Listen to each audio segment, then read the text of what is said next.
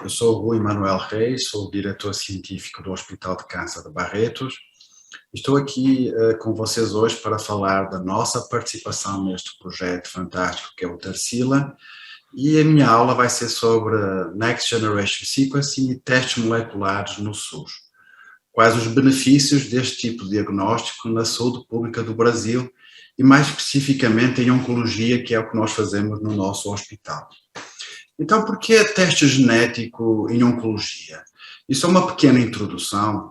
Todos vocês sabem, o câncer é uma doença genética. Ou seja, ela ocorre porque acontecem alterações, mutações, que acontecem naturalmente, como está aqui neste slide, desde a nossa gestação, nos nossos genes. A taxa de mutação ela é acelerada pela exposição agentes mutagénicos no ambiente, pelo nosso estilo de vida. E na evolução sabemos também que a célula, quando é exposta muitas vezes a alterações e a radiação e a quimioterapia num contexto oncológico, também ainda acumula mais mutações. Então, existe na evolução do câncer uma acumulação gradual de alterações genéticas de mutações. E quando eu falo em alterações e mutações, eu estou a falar de um contexto mais amplo, que são alterações genéticas. Temos aqui um exemplo que vão desde simples mutações de ponto, ou seja, a substituição de uma base por outra, pequenas deleções, inserções, indelos. Temos também, pode acontecer grandes inserções ou amplificações, até alterações mais drásticas e translocações cromossómicas, como temos aqui. E, além das alterações genéticas ou genómicas, podemos ter também alterações epigenéticas, mas eu não vou falar hoje aqui. Então, o câncer deve-se a alterações genéticas e epigenéticas que ocorrem no seu genoma. E como é que nós estudamos estas alterações para tratar de maneira adequada? E a gente tem testemunhado nos últimos décadas uma autêntica revolução. E passamos desde metodologias que avaliavam ou aquele cromossoma específico ou aquela alteração genética em particular, ou seja, analisávamos alteração a alteração, passamos para um momento seguinte que foi mais baseado dos microarrays, onde nós avaliávamos várias alterações simultaneamente, e por último, que é nosso momento atual, onde nós estamos no contexto do Next Generation Sequencing ou Massive Parallel Sequencing, onde em um único experimento nós podemos estudar quase todas as alterações disponíveis e não só de DNA, mas também de RNA e também alterações epigenéticas, ou seja, a quantidade de informação que nós temos hoje é tremendamente maior e tem ajudado, então, a revolucionar o tratamento da oncologia. Nós estamos aqui neste slide, que é 2013, mas mostra um pouco qual é que é esse perfil, então, dos genomas, utilizando estas metodologias que analisaram de forma ampla o genoma de diferentes tipos de tumores e chegamos a uma conclusão, como é evidente daquele primeiro slide que eu mostrei. Ou seja, que existem tumores que têm uma taxa, que têm várias mutações e que são aqueles tumores que estão associados a indivíduos mais idosos e tumores associados a uma exposição ambiental, como o tabaco, o melanoma, a exposição aos raios ultravioleta, a tumores onde a taxa mutacional é muito baixa ou existem pouquíssimas mutações, que são os tumores pediátricos, onde ainda não houve tempo para ver essa acumulação de mutações. Então, no contexto de alterações genómicas, nós hoje temos que fazer temos conceitos diferentes para poder interpretar. E o primeiro contexto e conceito muito importante é distinguir aquelas alterações que são passengers das drivers, ou seja, alterações passengers são mutações que ocorrem, mas que não estão associadas à biologia do tumor e são simples efeitos que ocorrem devido a uma taxa mutacional, mas eles não contribuem para a biologia, para o crescimento daquele tumor, para aquele tumor aparecer. E temos o exemplo aqui de mutações nos genes TTN ou da família MUC, que são muito frequentes, mas não têm um papel biológico, daquelas alterações que são drivers. Como o próprio nome diz, elas são condutoras e elas são importantes para aquele tumor se desenvolver e progredir. E mesmo dentro dessas alterações drivers, é importante fazer a distinção entre as alterações drivers e aquelas que são clinicamente acionáveis. Ou seja, uma mutação driver clássica é a mutação no gene TP53, que é muito importante para o desenvolvimento tumoral. No entanto, nós temos hoje, a sua informação tem pouquíssimo impacto em alguma conduta clínica, não existe terapia direcionada, o seu papel como prognóstico é muito restrito a poucos tumores. Então, temos, num contexto de diagnóstico molecular, temos que, no dia a dia, temos que então identificar estas alterações que sejam clinicamente acionáveis e as alterações drivers são muito importantes, conhecimento num contexto mais científico, para conhecer a doença em mais profundidade. E está aqui um trabalho de revisão deste ano muito interessante do Memorial Sloan Kettering, que analisou, utilizando uma plataforma de Next Generation Sequencing, mais de 52 mil tumores, de diferentes tipos tumorais. E o que tem sido hoje o consenso internacional é que as alterações genéticas elas vão ser categorizadas em diferentes tiers, níveis, nível 1, nível 2, como temos aqui, e que existem alguns níveis, aqui é o nível 1, que estão associados a alterações que têm um impacto clínico e que o seu conhecimento é importante para o manejo do paciente. E neste trabalho de revisão muito interessante, não é? Nesta quase meta-análise, então dos 52 mil tumores identificados, vimos que 92%, ou seja, a sua grande maioria tem pelo menos uma alteração driver, e que um terço dos casos aproximadamente tem mutações acionáveis. Então hoje o desafio numa rotina é então identificar as alterações que são acionáveis e que a gente deve pôr num contexto clínico e preferencialmente que seja aplicável para o doente SUS, que se possa beneficiar. E isso porquê? Porque hoje a medicina e a oncologia nós sabemos que o tratamento é personalizado. Ou seja, dependendo do tipo de alteração encontrada, existe um mecanismo que está desregulado e nós temos hoje uma panóplia de fármacos que vão inibir especificamente essas alterações, esses mecanismos. Então hoje a medicina, a oncologia, o tratamento, ele é direcionado não para o tumor em geral, mas para a alteração genética encontrada naquele paciente. E nós, no Hospital de Câncer de Barretos, temos utilizado esta abordagem. E primeiro, só um pequeno contexto, que o nosso hospital é um hospital privado, sem fins lucrativos, foi fundado há mais de 50 anos, está localizado na cidade de Barretos, que é no estado de São Paulo, e desde o início a sua política foi sempre em tratar o paciente com compaixão e com amor. E hoje o hospital mudou até devido a esse tratamento diferenciado, mudou para o Hospital de Amor. O nosso hospital, desde o seu início, só atende pacientes do Sistema Único de Saúde e frequentemente pacientes desfavorecidos, e com isto nós recebemos pacientes de todo o país, claro, com um foco no estado de São Paulo, mas nós temos pacientes de todos os estados. E por ano nós atendemos mais de 14 mil novos casos, sendo hoje um dos maiores hospitais oncológicos da América Latina. Além do tratamento, o hospital tem focado também no ensino e pesquisa. E na pesquisa, um dos focos tem sido a pesquisa translacional, onde nós temos um laboratório que é focado na área da genómica, informática, e além de conhecer as alterações genéticas, nós também queremos entender a sua biologia, por isso temos também uma infraestrutura de vanguarda para estudos funcionais in vitro e in vivo. E com isso tem permitido que o hospital faça parte, então, de vários consórcios internacionais para conhecer, então, a genómica do paciente oncológico, do paciente brasileiro. E no contexto esporádico nós fazemos parte desde o TCGA, onde participamos com mais de 300 casos, e CGC, muitos outros, e também no contexto do câncer hereditário, onde o hospital tem participado. E mais particularmente eu gostava de falar só um pouquinho do que nós temos feito no contexto do ICGC. Então, o ICGC é o TCGA, mas engloba, além do TCGA, outros países.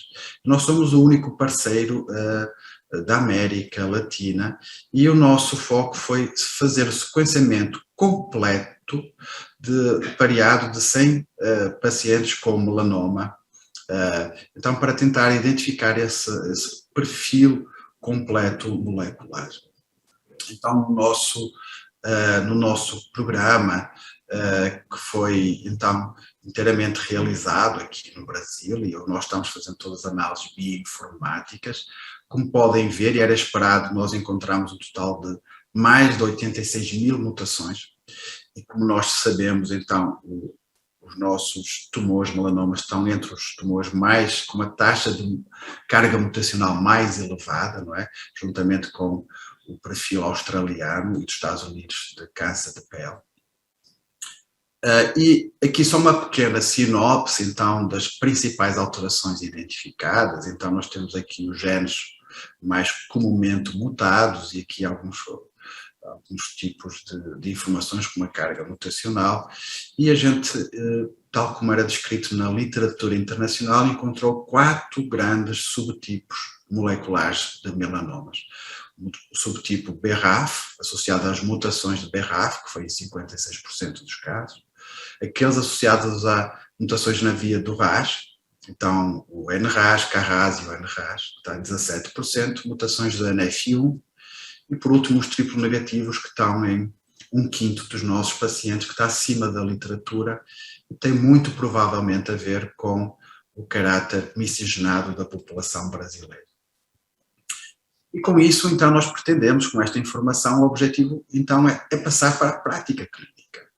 E o nosso hospital, paralelamente à pesquisa, implementou um laboratório de diagnóstico molecular, onde neste site vocês podem ver todo tipo de testes que são realizados, que vão desde câncer hereditário, citogenética, citometria de fluxo, a medicina personalizada, e como seria e como é fundamental, a gente participa em várias acreditações internacionais.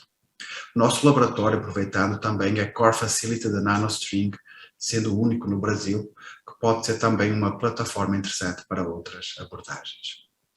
E quando nós, utilizando então, quer os guidelines internacionais e o nosso conhecimento gerado na pesquisa, então, como é que é feito o nosso dia-a-dia? Então, todo paciente com melanoma metastático, ele é estudado através de um painel comercial de 15 genes, e nós soltamos a informação de 4 genes. O BRAF, KIT e o NRAS, segundo o padrão internacional, e como nós vimos que na nossa população o PDGFR-A e o KRAS também estão presentes, esta informação também vai para o laudo do paciente, e o nosso cirurgião, o nosso oncologista, então, tem uma terapia direcionada dependendo do status mutacional.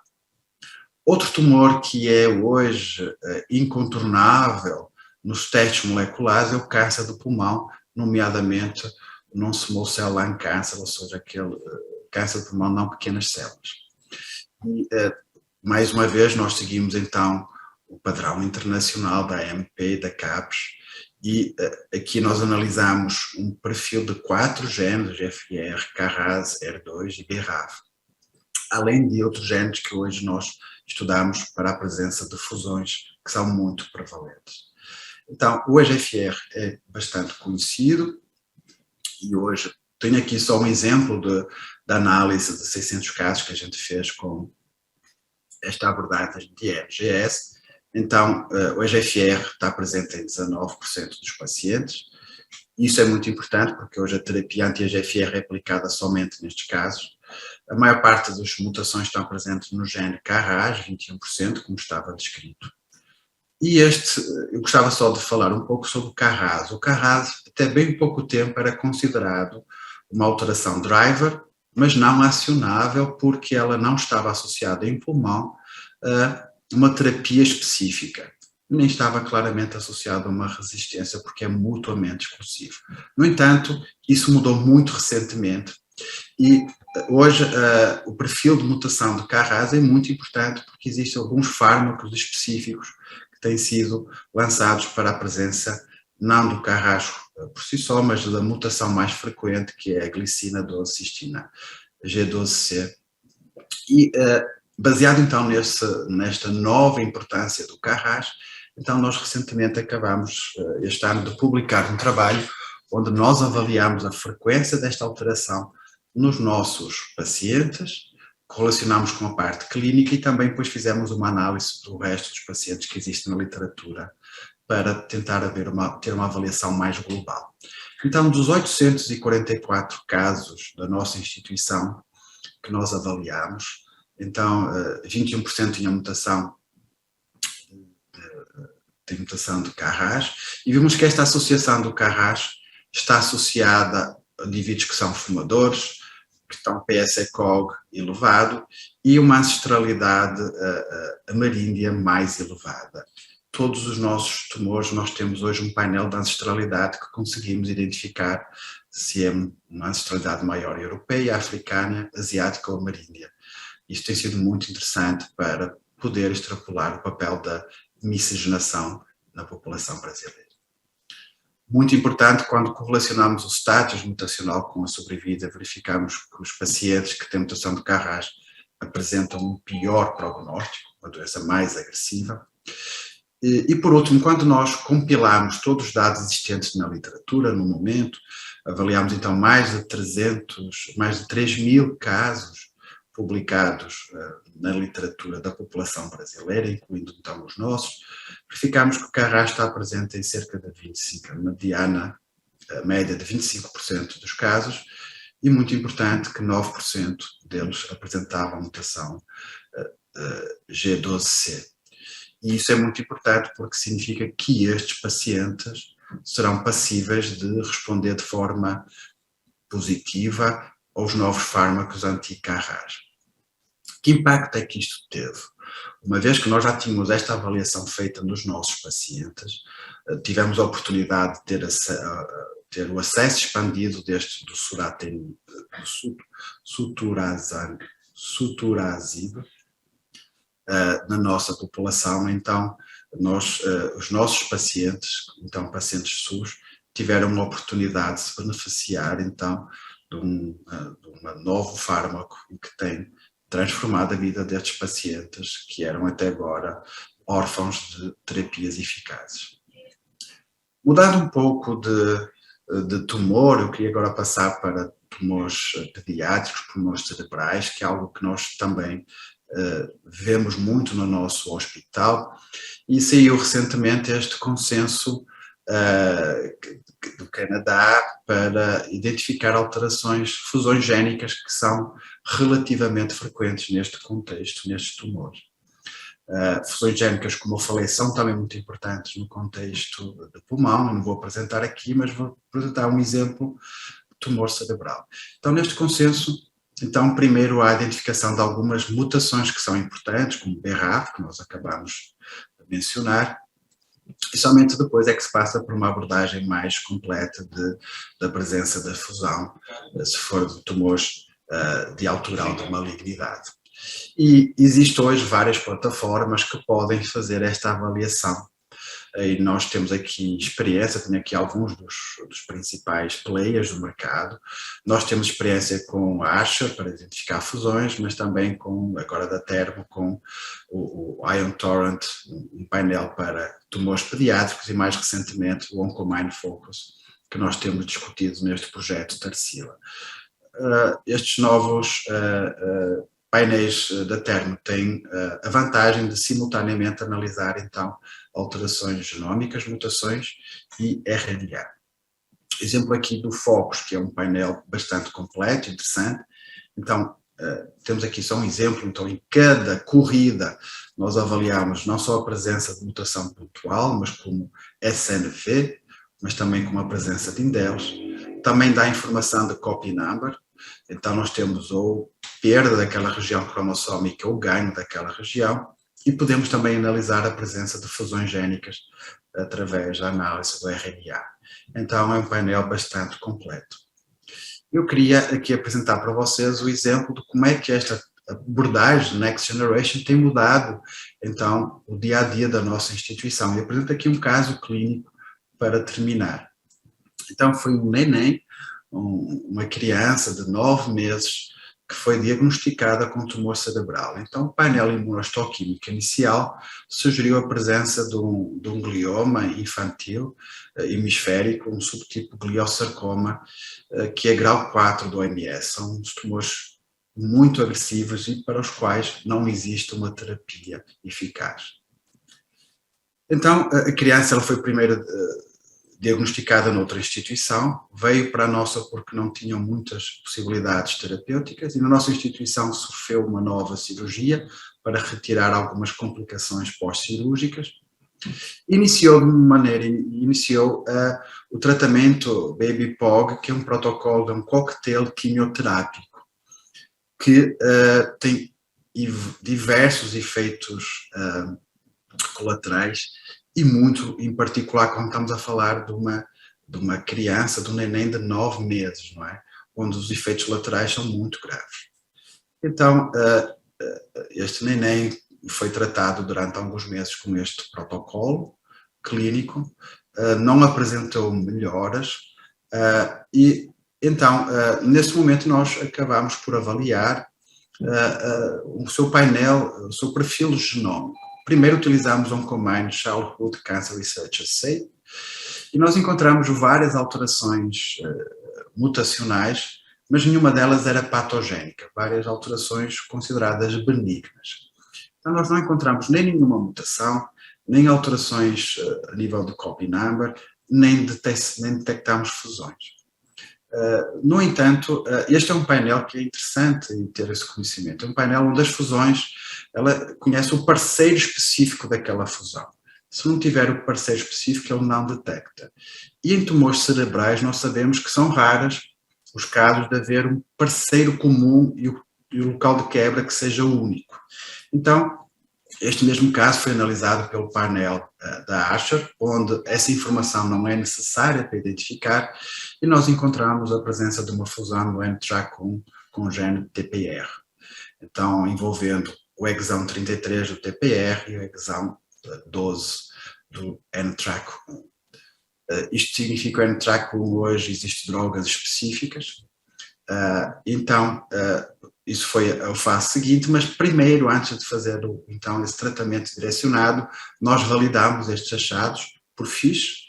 Então encontramos então a sonda break apart, então quando há a presença da fusão, as sondas elas ficam separadas, então validamos este achado pelo FISH e mais recentemente utilizamos um Combined Focus, que tal como o da Asher, consegue detectar a presença da fusão independentemente do parceiro e do ponto de quebra.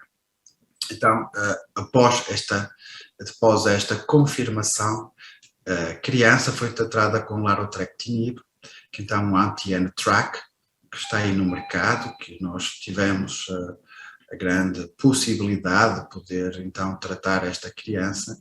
E nós temos hoje mais de 8 meses de tratamento e a evolução tem sido muito positiva. Então, isto é um exemplo prático de uma criança, de um recém-nascido praticamente, com um tumor altamente agressivo, que não existe solução terapêutica.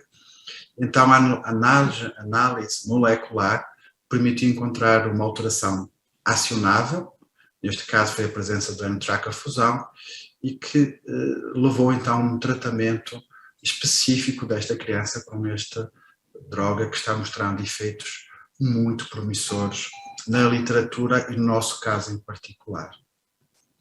E com isto eu queria então só terminar e deixar algumas mensagens de porque é que ter a presença de laboratórios de diagnóstico molecular na instituição eu acho que é fundamental para o dia-a-dia da nossa instituição. Primeiro, porque é o nosso paciente, o material biológico está presente no departamento de patologia, então nós conseguimos ter uma resposta genética mais curta do que pegar o bloco, enviar para o estrangeiro ou enviar pelo correio para outro laboratório, com a possibilidade até de perda desse material. Como nós fazemos os testes que são necessários para a nossa instituição, a gente acaba por levar material biológico, bloco de parafina, que é a grande maioria dos casos. Porquê? Porque quando vai para um laboratório central, o objetivo é ter o resultado e não poupar o material, porque a preocupação é dar o resultado. Então, o número de cortes normalmente feito, às vezes vai o bloco e não vem quase nada, ou seja, impossibilita futuras análises. Tendo o bloco na nossa instituição, a gente tem o máximo de cuidado de utilizar somente aquilo que é necessário para aquele teste que estamos executando.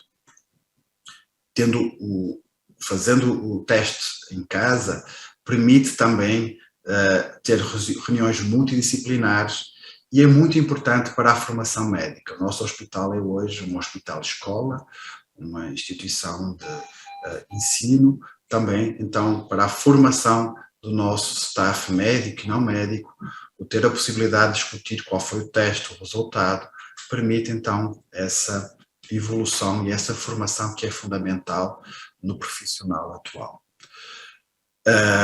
Muito importante para nós, e a meu ver, e é fundamental para um contexto de pesquisa, e sendo um hospital onde nós temos o nosso paciente, nós podemos associar essas alterações moleculares com as características clínico-patológicas, então nós conseguimos identificar a importância daquelas alterações no nosso contexto e não somente referir a frequência, como acontece num laboratório que só faz testes genéticos, onde não tem acesso às características clínico-patológicas dos pacientes.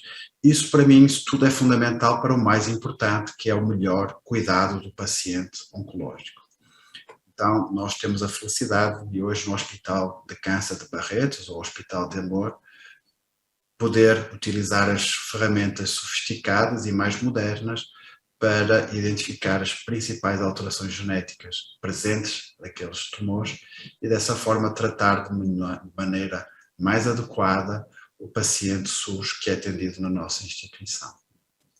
Para terminar, e como seria de esperar, eu apresentei aqui o resultado de um grande grupo de trabalho em diferentes áreas, mas eu queria em particular agradecer então a todo o Laboratório de Diagnóstico Molecular e à Flávia que lidera então o nosso laboratório, ao grupo multidisciplinar em pediatria neuro-oncológica, doutora Bruna, doutor Carlos, que são os líderes deste grupo, e a todo o grupo de GTOP, em particular a Letícia, que é o grupo de pesquisa translacional em oncologia pulmonar, então, que tem feito um trabalho fantástico, e as nossas agências de fomento e hospital, que têm apostado então na terapia personalizada como a chave do único tratamento adequado que está disponível hoje para o paciente oncológico, e deixo aqui o meu e-mail se houver dúvidas e interesse em contacto. Então, muito obrigado e fico disponível para questões, para comentários que possamos ter a seguir.